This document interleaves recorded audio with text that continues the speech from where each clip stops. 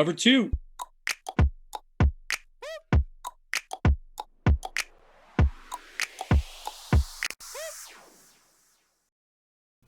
Welcome everybody to the Cover 2 Fantasy Football Podcast. I'm here like always with my man Hooman. How's it going, Hooman?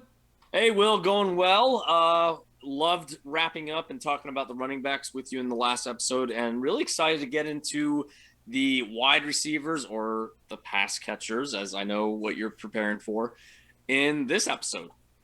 Well, I mean, it's hard because the person that we might be talking about soon, can do both of them and he can be lined up in the slot, so he is a pass catcher wide receiver, definitely.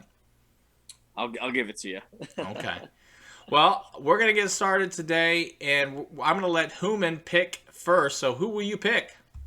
So I'm starting with number one, and to me, I know there's a lot of debate as to who will be the first wide receiver off the board in the draft. I know there's a consensus as to who they think it'll be. To me, I think I've got a different idea here. I'm going with the first wide receiver to have won the Heisman Trophy in 20 years, to the wide receiver who, if you watched any of college football and compared any of these wide receivers and you compared any of their film, is the clear-cut number one best wide receiver prospect I've seen in quite some time, and that's Devonta Smith. I know that there are concerns about him, and those concerns being mostly his size. I don't think it is really comforting to realize that you have a professional athlete that you're going to invest that much draft capital into, that high of draft capital and that much money into, that is 6'1", and as he stated, they've got him listed at 170. I think he stated that he weighed in at like 166, 167. That to me is kind of scary. I get that there are durability issues, but man, this guy can get open. I think of watching all the film, doing the research here, one of the biggest things I noticed that when the play broke and the ball was thrown in his direction, he was alone. He was a good 5 yards alone, wide open. And going back and taking a look at the routes that he runs, he's one of the best pure route runners I've seen in quite some time. His ability to separate is what I think really, no pun intended, separates him from the other receivers in this draft class. I think they can work on his weight. They'll get him where he needs to go, but his hands, his agility, his separation, his route running, his football IQ is incomparable to anything that we've got in this draft. And if he does not go as the first wide receiver taken in this draft, I'm pretty sure a lot of teams are going to regret it. Well, that's a great pick. I've got him a little bit later in these rounds, but I'm going to go with the guy that I've been talking about early on in the beginning. I'm going to go with Kyle Pitts. Kyle Pitts is the best tight end, obviously, in this draft. He's also a guy that caught 12 touchdowns this year and only played 11 games. So that's pretty good fantasy value for you. They always talk about those guys that just nab your catches and nab your touchdowns. This is the guy that's going to do it for you, and he's going to get yards. So if you can get a guy that is a premier tight end that, as you've seen in these offenses, that there's only like 3 good tight ends, possibly 2 good tight ends every single time. This is a guy you want to nab early in your draft, depending on where he goes, obviously. But I think that he is going to be a huge fantasy value this year and as we go in the upcoming years, as he gets even better and more used to the system. Now, this is where I think you and I are going to have a little bit of a spirited debate here.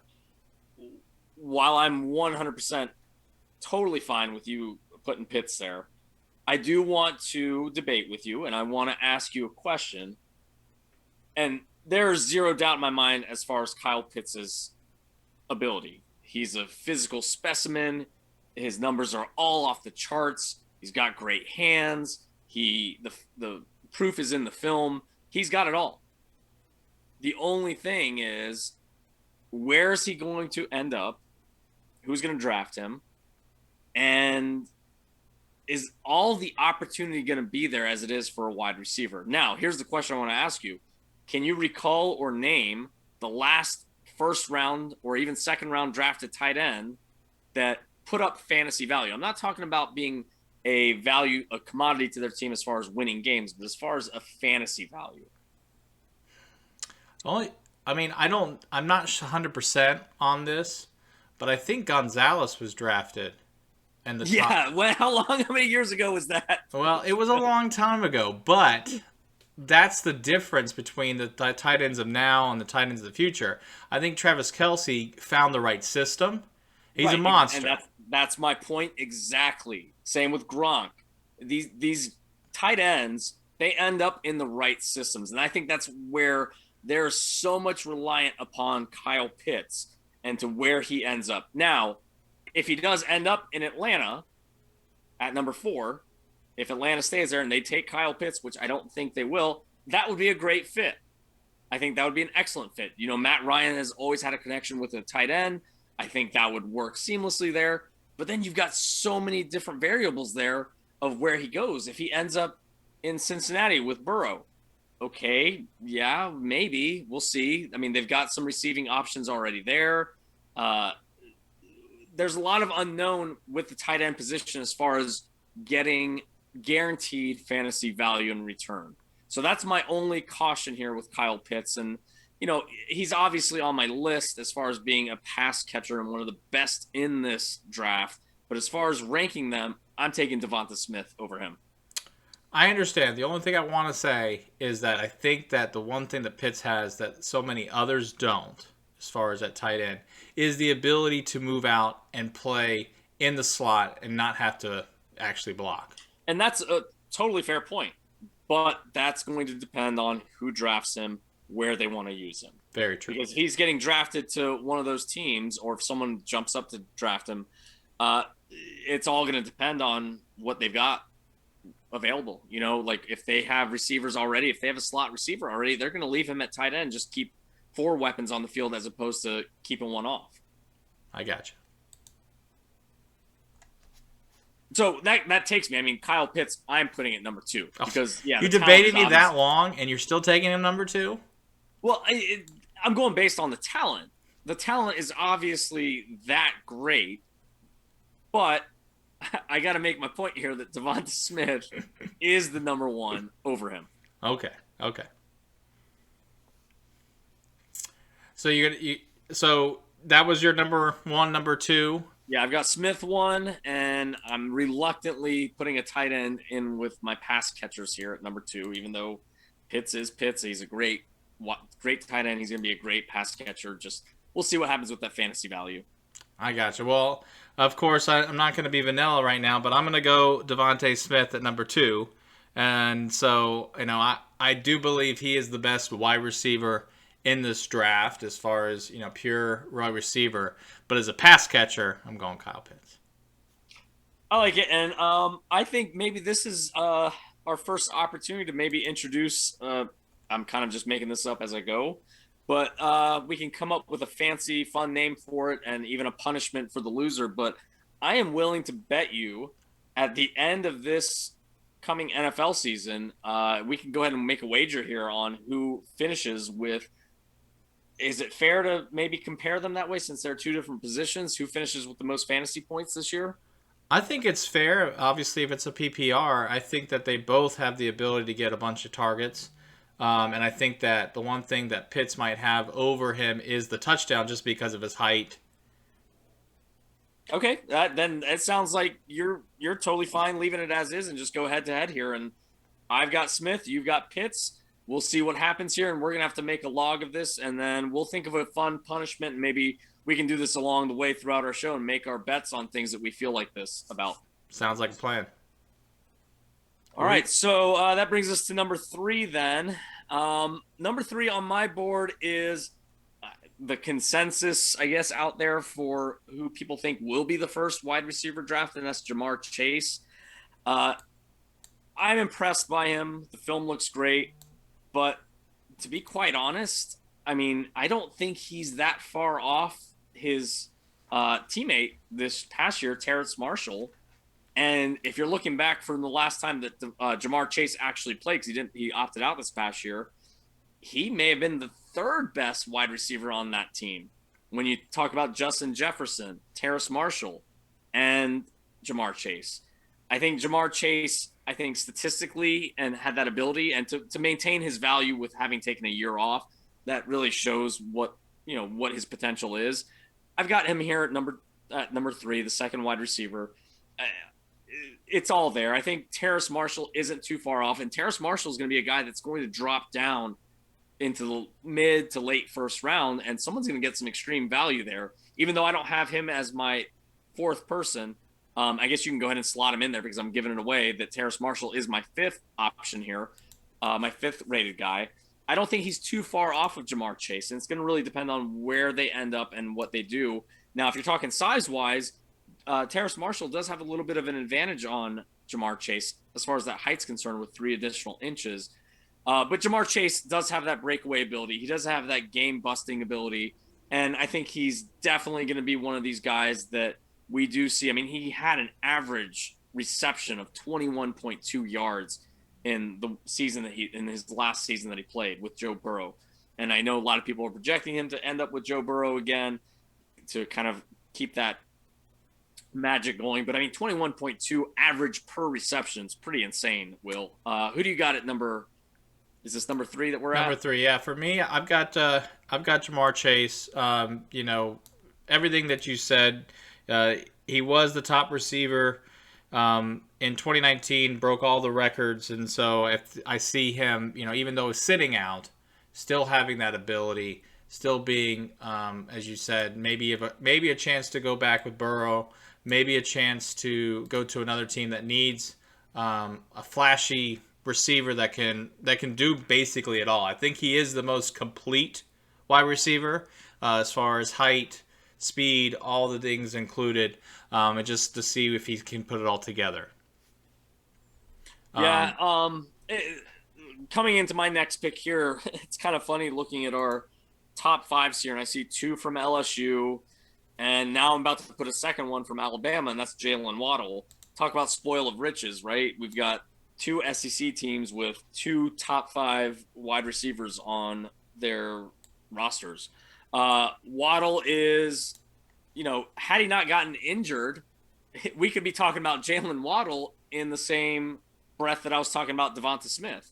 He could have been the guy that was getting the Heisman or getting all the looks there, but I forget how many games he missed this past year, Will. I don't know if you have it off the top of your head. It was but 7. Yeah, he missed, that's half a season. And he's still, one of the top 5, top 4 wide receivers in this draft. And had he not gotten injured, he could have been the Devonta Smith that we're talking about. So I don't see him escaping the top 13 as far as the draft is concerned. If he somehow gets out of I'm sure he will probably get out of the top 10. But if he does get out of that top 10, a team like San Diego, Philadelphia, I think they're going to jump on him right away because that's going to immediately upgrade a position of need on both of those rosters. And if he does end up I'm sorry, I said San Diego, the Chargers, the LA Chargers. If he does end up in LA, he could potentially have higher fantasy value than either Jamar Chase or Devonta Smith. Because then you're talking about putting him in a situation where he's playing opposite Keenan Allen and he's got a proven commodity in Justin Herbert throwing him the ball. To me, that's instant fantasy value right there. No, I agree, and that's why I have him at 4 as well for me. And it's a lot of the reason that you said, and I also include just the punt return ability and the ability to be on the field for multiple times. And if you're in one of those leagues, which I have been in the past, where they do, punt return yards as far as 30 yards, you get a point or something like that. That's a big helper for you. And of course, if he breaks one out and scores a touchdown, there you go. There's points. So he could be very big for you on both sides of the ball. And since you already spoiled your number 5, I'm going to spoil my number 5. And it's funny, we talked about how the rich become richer when it comes to the amount of players in the team. And I'm not going with the second LSU guy. I'm actually going with the second Gator. Kadarius Toney was overshadowed by Kyle Pitts. And when Kyle Pitts was out, he was the guy they went to. I see him as that Swiss Army knife kind of guy with like the Debo Samuels of the world, where he can run the ball, he can do those jet sweeps every once in a while, and just be an all-around player that's going to be really big and helpful for any team going into next year. And he can be that great third receiver to get those yards, get those catches, and could surprise you like a Justin Jefferson did last season. Yeah, he's one of the guys I like as well. Like you hit the nail on the head as far as being a Swiss Army knife. He is. I mean, I hate to use this comp, but kind of a Tyreek Hill light, or kind of a Percy Harvin, where he can be that guy that takes the screens and gets the ball in space and makes something happen. And if you get a team like San Francisco that uses Debo Samuel very creatively, or even the way they used Brandon Ayuk this past season, where, like you said, on jet sweeps, or even lining him up in the backfield and getting him into that open space, he could be someone that does outperform the Terrace Marshall. So if you're talking about strictly in the wide receiver position, I'm more on the side of Terrace Marshall. But if you're talking about all around, uh, being able to use them in different positions across the offense, yeah, you're spot on with Kadarius Toney. Well, I mean, everybody's really talking this year about the guy from Minnesota. I lost his name because of his height and his He was ability. next on my list, and that's Rashad Bateman. I really, really like him. I'm not sure about him just because, again, obviously the Big Ten had a great season this year, but I don't know. I just think that I always go with the tried and trues, the guys that play on the bigger teams that have that time and that advantage to play in the bigger games. But he played well this year for the Row Your Boats. Yeah, and that's the thing about Rashad Bateman. He's got the size, but he's also got that speed. He's got that high end 4.4 speed, and he's got great hands. So, I mean, he could be a person that, kind of like a Justin Jefferson this past year, where a lot of people overlooked him, and then, Minnesota got lucky and were able to draft him mid first round. Rashad Bateman, I could see being late first round, early second round, but depending on where he ends up, he could be someone that you could take a late, you could maybe invest a sixth, seventh, eighth round draft pick as far as fantasy goes and get some great value back for him. Well, yeah, and you talked a little bit about Waddle falling out of the top 10, and the only way I think that happens is because how stacked the quarterbacks are this season, and how people might move up to get their quarterback. But he is a huge pickup at 10, 9, 8, because of his ability. And yes, he was hurt, but you never know. So, I think that this draft is going to be interesting, obviously, like it is every year, of where do they go. But I think this draft especially, because I think that this talent level from wide receiver, running back, and all the way to quarterback is probably the best group of talent we've seen in a long time. Yeah, I mean, you talked about the logjam up in the top 10 picks. I mean, you've got five running backs. So that's, let's do some basic math here. Five running backs. You've got these 2 to 3 wide receivers. You got Pitts. You got Penny Sewell. No chance. I don't think there's any chance he should escape the top 10, the offensive tackle. And then you got Micah Parsons, who's another the inside linebacker from Penn State that I don't think should escape the top 10 either. So you're trying to fit, 12, 13 players that are top 10 values into those top 10 picks. Now, quarterback wise, we talked about that on our quarterback show as far as, it's almost it's a race to arms here. Who can get the quarterbacks? Because if there weren't so many teams looking for quarterbacks, would Trey Lance be going in the top 10? No. Yeah, exactly. That's why this draft is going to be a little bit skewed. Yeah, these quarterbacks are great. They're talented. We talked about them. But would it be different any other year? Possibly. Yeah, possibly not. I mean, I do agree with you. I feel like the defense is getting shafted this year. The cornerbacks usually go, you at least get one in the top 10. I don't think they're going to go at least until maybe 11 or 12.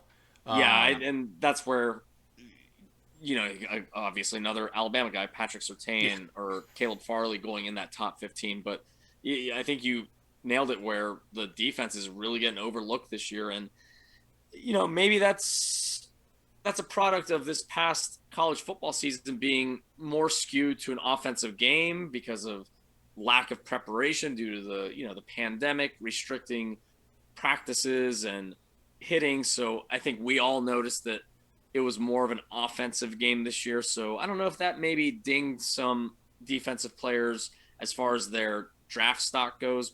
And that's all going to play out in the next few years. We're going to see, who these players are in the NFL and like if they really shine from this draft class defensively. Yeah, and I'm excited for Thursday. The 2021 draft is in Cleveland. Starts around 7:30, and I'm going to be watching. You're going to be watching it with me, which will be great. But for now, we want you to like and subscribe, and thank you so much for listening like always, and have a great night. And make sure you also look forward to, we're going to be doing another mock draft coming up after the NFL draft once these players get slotted on their teams, and that's going to be an exciting episode. Well, make sure with the Apple Podcasts to download, and we will see you soon. Cover 2.